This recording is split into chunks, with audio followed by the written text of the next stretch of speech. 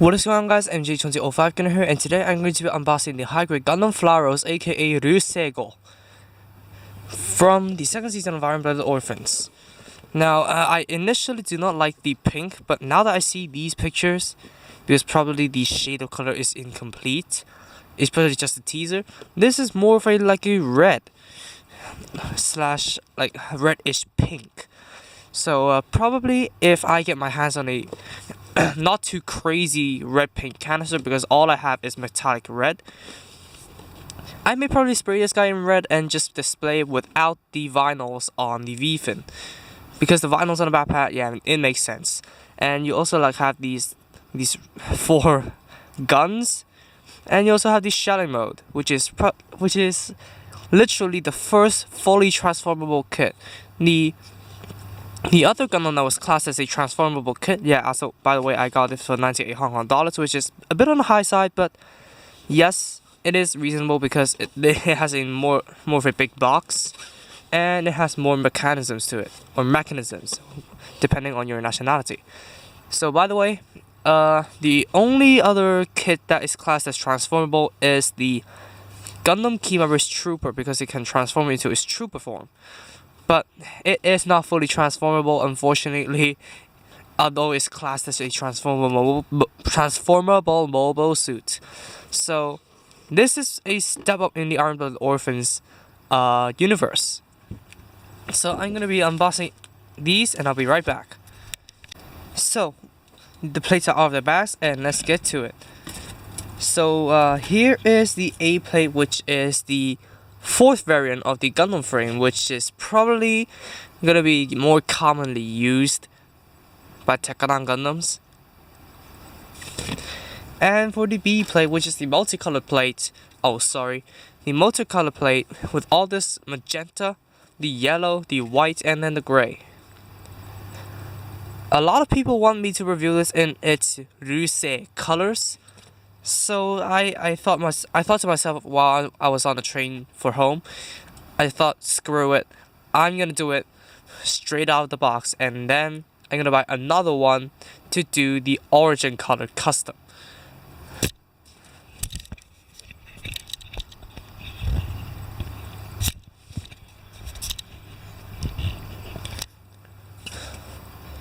And I can't seem to find the mask. If I can find how the mask is shaped, I may probably know more of how to do the custom. Anyways, this is for the backpack for the majority, and also the arm guards / gauntlets, and also the gray parts for the railguns, machine guns, more parts of the railguns, the backpack arms, and probably more of the frame. You got your regular old sheet of polycaps. And then you have this. This is the sticker sheet, which, just by the looks, it looks like a lot, but in reality, it's just not that bad. It's like 8, and yeah, it's really not that bad literally. Although, yeah, the verniers on the backpack, I can color it with the panel lining marker, which is a regular old black marker. And people wish me good luck to paint on red plastic, blah. But anyways, I'm gonna be omitting these vinyls on the V-fin, because that is what makes me hate the Ryusei-Go, because yeah, it has a visor for the graces and sheeted, so why the hell you need eyes? But then these go on the backpack, and it's reasonable for the shelling mode. So yeah. And there's no multilingual instruction pamphlet for this thing. I don't know why, but here we are with this upside down instruction manual. And so here's the Gundam Flauros, and I wish this would come out earlier. This line art, please, Sunrise, release this line art earlier, and then I can do the custom, just the custom concept. Well, it's the 64th Gundam in the Gundam frames, Norba. And at the back, we have the back-mounted railguns, and then we have the machine guns. And then we have the shelling mode shown off, and then the Gundam frame versatility, I think, or just the structure. And yeah, it is still classed as pink. Why? And then it's also advertising the MS Office 7, which I'm going to be doing a separate review on it. Okay, so let's delve into the instruction manual. So here we have the Here we have the cautions, what not to do. For Japan, no, for Japan, use only all sheet under here. The parts count with stickers, and then also the key. So we have the torso and then the head, which I'm not gonna. Yeah, once again, I'm not gonna be putting on those stickers, the eye stickers, the vinyls, and then also the arms, the left arm, and then the feet, and then the right leg, left leg, and then another great part for the waist. And then the gigantic backpack, which is sophisticated as all hell in appearances. So here we have the railguns being put together, the stickers put on, and then the machine guns.